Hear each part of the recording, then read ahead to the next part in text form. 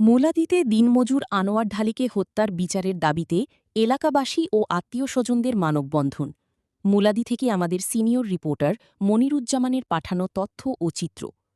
দিনমজুর আনোয়ার ঢালি হত্যার বিচারের দাবিতে গতকাল বৃহস্পতিবার ১১ ঘটিকার সময় মুলাদি সদর ইউনিয়নের বাংলাবাজার নামক স্থানে এলাকাবাসী ও আত্মীয়স্বজন আনোয়ার ঢালির খুনিদের ফাঁসির দাবিতে মানববন্ধন করেন।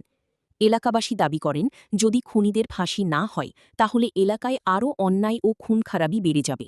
তাই অবিলম্বে অন্য সকল আসামিদের গ্রেপ্তার করে তাদের বিচার করা হোক। ডেস্ক রিপোর্ট, জনতার কথা নিউজ টিভি, ঢাকা।